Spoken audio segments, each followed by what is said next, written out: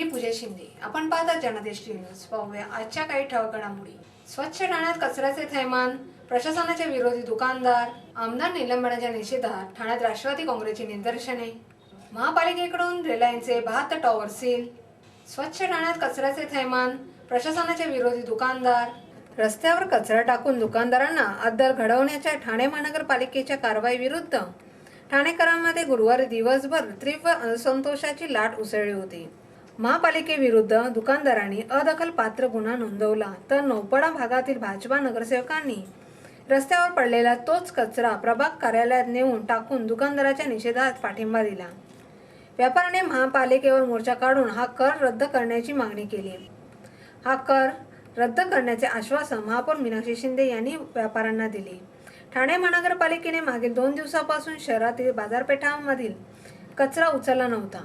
आज महानगरपालिकेच्या घनकचरा व्यवस्थापन विभागातील अधिकाऱ्यांनी घनकचरा सेवा शुल्क वसुलीकरिता दुकानांसमोर कचरा फेको मोहीम राबवली. या मोहिमेमुळे महानगरपालिकेचे घनकचरा सेवा शुल्क वसूल झाले नाहीतच, शिवाय व्यापाऱ्यांनी महानगरपालिकेच्या तुघलकशाहीचा निषेध करत दुकाने बंद ठेवली. राम मारुती रोड, कोकरे रोड, मुख्य बाजारपेठ, कळवा, मुंब्रा, लोकमान्य नगर, वर्तक नगर, घोडबंद परिसरातील दुकानदाराच्या दुकानासमोर मासळी, चिकनचे तुकडे, हॉटेलमधील ओला कचरा टाकण्यात आला होता.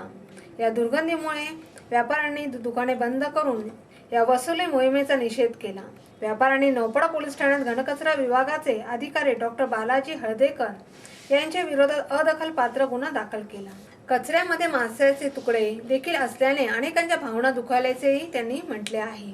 गोखले रोड, राम मारुती रोड परिसरातील दुकानदाराच्या मदतीला भाजपाचे नगरसेवक संजय वाघुले, सुरेश जोशी, प्रतिभा मडवी आणि मृणाल पेंडसे हे धावून आले. त्यांनी दुकानासमोर टाकलेला कचरा गोळा करून तो कचरा नौपाडा प्रभाग कार्यालयासमोर पुन्हा टाकून महापालिकेच्या या कृतीचा निषेध केला. बोकडाची हाडं, कोंबडीची पिसं, कोंबड्याचे मटण, बोकडाचं मटण, मच्छी असे प्रकार कचरा टाकण्याचे सकाळी आरोग्य विभागातील कर्मचाऱ्यांनी त्या ठिकाणी केलेले आहेत आणि हे करणं योग्य नव्हतं आणि हे महानगरपालिकेने उचललेलं जे आजचं पाऊल होतं ते चुकीचं होतं. शेवटी चर्चेतनं मार्ग निघत असतात आणि कोणाच्या आदेशाने हा महानगरपालिकेच्या कर्मचाऱ्यांनी सकाळी उद्योग केला त्याची पूर्ण चौकशी आयुक्तांनी करायला पाहिजे आणि ज्यांनी हा सकाळी कचरा टाकलाय त्यांना निलंबित जोपर्यंत करत नाही तोपर्यंत आमचं आंदोलन या ठिकाणी चालू राहील. महापौर मीनाक्षी शिंदे आणि सभागृह नेते नरेश म्हस्के यांची व्यापाऱ्यांनी भेट घेऊन घनकचरा सेवा शुल्क रद्द करण्याची मागणी केली असता आगामी सर्वसाधारण सभेत या शुल्काबाबत चर्चा करून तो रद्द करण्यात येईल असे आश्वासन महापौर शिंदे यांनी व्यापाऱ्यांना दिले. तिथंच हे निंदनीय प्रकार झालेला आहे. याला आम्ही समर्थन करणार नाही. लोकप्रतिनिधी म्हणून किंवा ठाण्याचे प्रथम नागरिक म्हणून ह्याला माझं अजिबात समर्थन नसेल. हे चुकीचा प्रकार झालेला आहे. त्याबाबत आम्ही प्रशासनाला आपले जे व्यापाऱ्यांचे शिष्टमंडळ असेल त्यांना बसवून त्यांच्याशी नक्की चर्चा करण्याचा प्रयत्न करू. आता ह्या येणाऱ्या ज्या बजेटच्या ह्याच्यामध्ये हा ठराव जो केलेला आहे पूर्वी तो आम्ही कॅन्सल करणार आहे आणि नागरिकांना दिलासा देणार आहे. कारण अशा घटना परत घडू नये त्याच्या संदर्भात आम्ही योग्य ती काळजी घेऊ. ब्युरो रिपोर्ट जनादेश. आमदार निलंबनाच्या निषेधात ठाण्यात राष्ट्रवादी काँग्रेसची निदर्शने. शेतकऱ्यांच्या कर्जमाफीची मागणी करणाऱ्या आमदारांना निलंबित करणाऱ्या राज्य सरकारच्या धोरणाविरोधात राष्ट्रवादी काँग्रेसच्या वतीने ठाण्यात जोरदार निदर्शने करण्यात आली.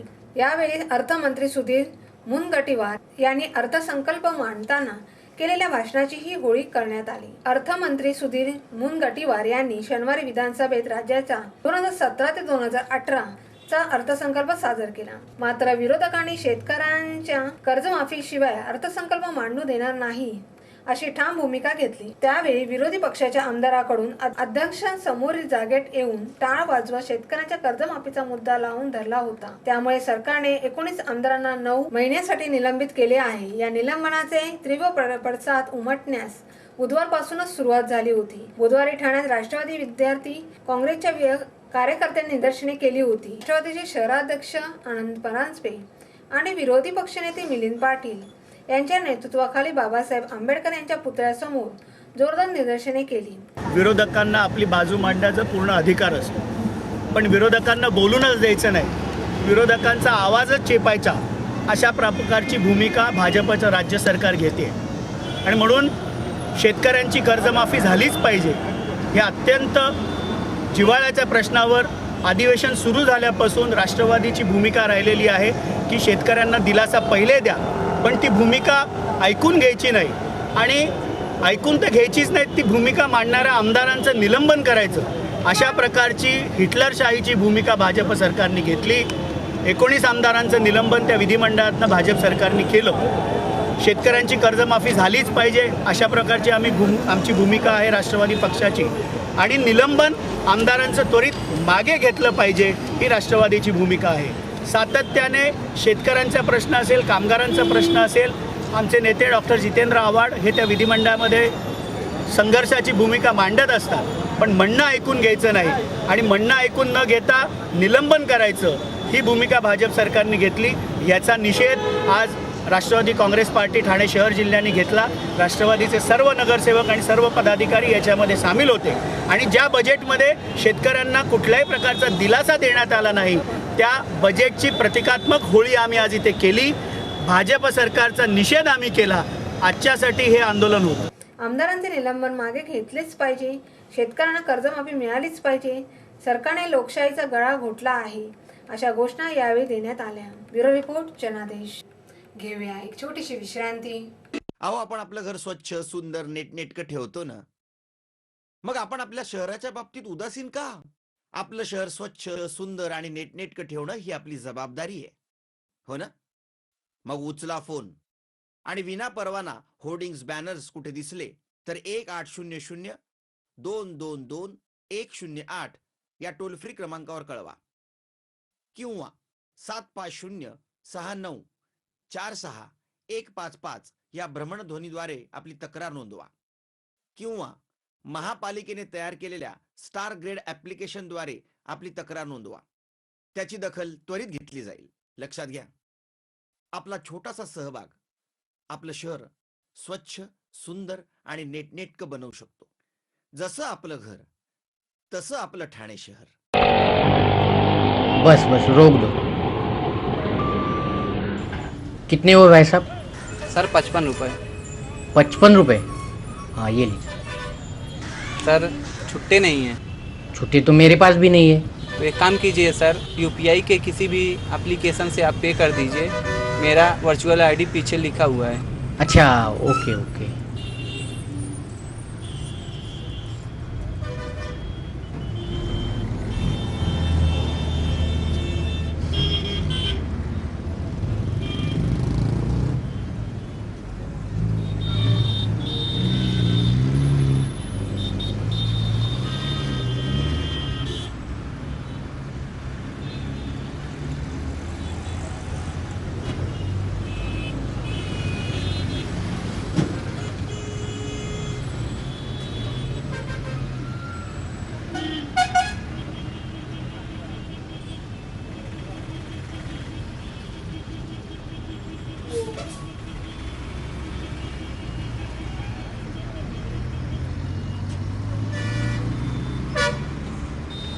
हम यूपीआई को सपोर्ट करते हैं. मेरा देश, मेरा देश, मेरा देश, मेरा देश बदल रहा है, आगे बढ़ रहा है.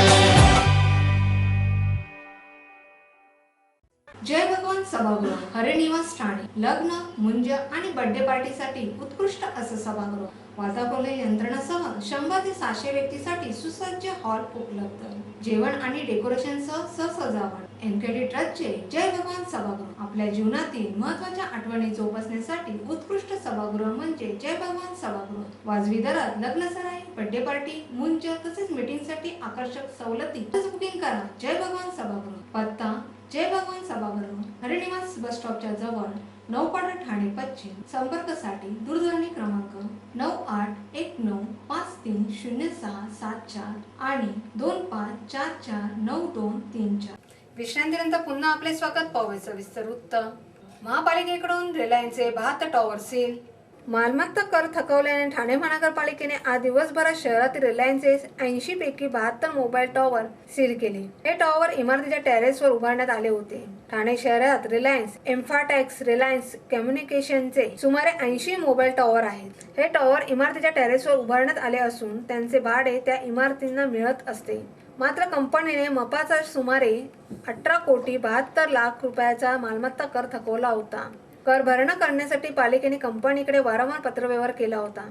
दरम्यान कंपनीने उच्च न्यायालयात याचिका दाखल केली होती. मात्र न्यायालयाने ठाणे महानगरपालिकेची बाजू योग्य असल्याचे सांगून याचिका फेटाळली. त्यामुळे ठाणे महानगरपालिका आयुक्त संजय जयस्वाल यांनी 21 मार्च रोजी जप्ती वॉरंट काढले. याचीही दखल कंपनीने न घेतल्याने मोबाईल टॉवर सील करण्याचे आदेश दिले. या आदेशानुसार आज दिवसभरात 72 टॉवर सील करण्यात आले. या कारवाईमुळे अन्य मोबाईल कंपन्यांचे धाबे दणाणले आहेत. ब्युरो रिपोर्ट जनादेश. आपल्या समस्या, सूचना व अभिप्राय आमच्यापर्यंत पोहोचवण्यासाठी आमचा पत्ता